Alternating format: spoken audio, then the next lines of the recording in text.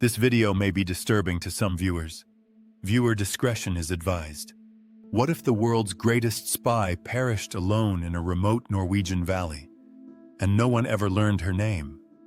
Imagine arriving in western Norway on a steely November morning. The valley lies bare and silent, its skeletal trees scraping a leaden sky. This is Isdalen, Ice Valley, nicknamed Death Valley by locals for its grim history of accidents and suicides. As dawn breaks, the shifting gravel crunches underfoot, and the air tastes of frost. Here, on 29 November 1970, a hiker's discovery would ignite one of the world's most baffling unsolved mysteries. A father and his two young daughters rounded a bend and froze in horror. Smoke curled from a small campfire among the rocks. At its center lay a woman, her body half consumed by flames. Their shock rippled through the valley. How could someone die here so far from any trail? Her wool jumper, nylon stockings, and fur hat were charred beyond recognition. Despite the blaze, a delicate gold ring clung to her finger. Matching earrings lay a few paces away. Petrol reeked in the cold air, and her watch was frozen at 3:15. Every label and seam had been meticulously removed from her garments, an erasure of identity so thorough it stunned investigators. 3 days later, police found two battered suitcases abandoned at Bergen's railway station. Concealed within were wigs of various styles, bottles of eczema cream, and dozens of non-prescription sunglasses. A small notepad held entries in German and French, dates, place names, cryptic codes. Among these artifacts were 5 100 Deutsche Mark notes, a modest stash of kroner and foreign coins, train timetables, and hotel receipts. Each object hinted at careful planning, yet also profound secrecy. What desperate purpose lay behind this calculated concealment? Transported to the Gades Institute in Bergen, the woman, never officially named, underwent a meticulous autopsy. Pathologists identified a lethal combination: carbon monoxide poisoning from the fire and a barbiturate overdose, between 50 and 70 sleeping pills detected in her system. Traces of burnt paper among the ashes and a bruise on her neck suggested either a fall or an external blow. Soot deep in her lungs proved she was alive when the flames took her. Her dental work bore an unusual pattern that matched no registry. Anticipating future identification, authorities preserved her clothing and hat in zinc-lined coffins. Police traced her hotel stays under at least 8 aliases, all claiming Belgian nationality but listing false addresses.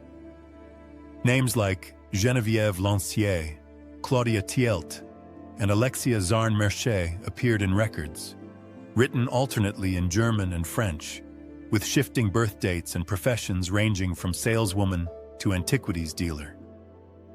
Witnesses described a trim, dark-haired woman in her late 20s to mid-30s who always paid cash and never lingered more than 48 hours. She wore wigs and sunglasses and carried a battered umbrella even on clear days. One hotel clerk recalled her speaking German with a faint accent. Another noted the unusual scent of garlic on her breath. Each detail painted a portrait of someone perpetually on guard, never revealing her true self. Every tag had been torn from her clothing. Why erase the origin of wool and nylon? Why endure extra cost and discomfort of custom tailoring? Forensic experts agreed this was intentional anonymity, concealing not just her name, but her entire past. Yet in erasing her history, she only deepened the riddle. Was she hiding from a criminal network, an intelligence service, or the ghosts of her own life? Early speculation centered on espionage. Declassified Norwegian military files later confirmed secret Penguin missile trials at a coastal test range near Isdalen. A local fisherman claimed to have seen a woman matching her description near restricted installations. Could she have been a courier for intelligence services, an unwitting mule, or a trained agent? Alternatively, some pointed to darker criminal ties, black market antiquities or narcotics smuggling. If she carried secrets worth killing for, her assailants may have staged the suicide to mislead police. By February 1971, Bergen police declared probable suicide. Public frustration mounted as files closed with no new leads. Interpol circulated composite sketches across Europe, but each tip proved a dead end. Amateur sleuths plastered posters in Oslo and Brussels. Letters poured in claiming new knowledge that never panned out. The world knew only the Isdal Woman, a nameless ghost whose story refused to die. Decades later, the mystery reawakened through the BBC World Service podcast, Death in Ice Valley, reigniting global interest. Norwegian broadcaster NRK commissioned updated sketches by forensic artist Stephen Missal. In 2019, isotope analysis of her hair suggested childhood years in France's Grand Est region near the German border, matching witnesses' accounts of her accent. Advanced DNA phenotyping from preserved tissue has since produced a predicted eye, hair, and skin color profile, narrowing her possible origins but not yet yielding a match. Just last year, an amateur genealogist specializing in Cold War families posted on a mystery forum claiming a match. DNA from a preserved tooth aligned closely with descendants of a Swiss banker linked to Nazi financial networks. Bergen police, responding quietly to this tip, officially reopened the case in early 2025. Independent researchers now scour declassified embassy cables, railway manifests, and hotel ledgers, hoping a single overlooked document will finally reveal her true name. What compels us to revisit this half-century-old tragedy? Perhaps it is the woman herself, meticulously erasing her history, yet leaving precisely calibrated clues.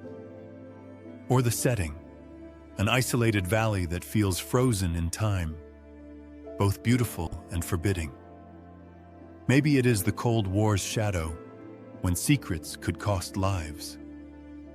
Above all, the case reminds us that every unsolved mystery is, at its core, a human story demanding recognition. The Ice Valley remains silent, its secrets buried beneath frost and stone. Yet every ash-darkened fragment, every barbiturate trace, and every forged hotel record echoes a life erased and a plea unheeded. Who was she? A spy? A runaway? A targeted casualty of ruthless power? The answers still elude us, but the search endures. If you enjoyed this journey, hit subscribe, share your theory below, and join us next time on Vault of Forgotten Mysteries, where the past is never quite finished.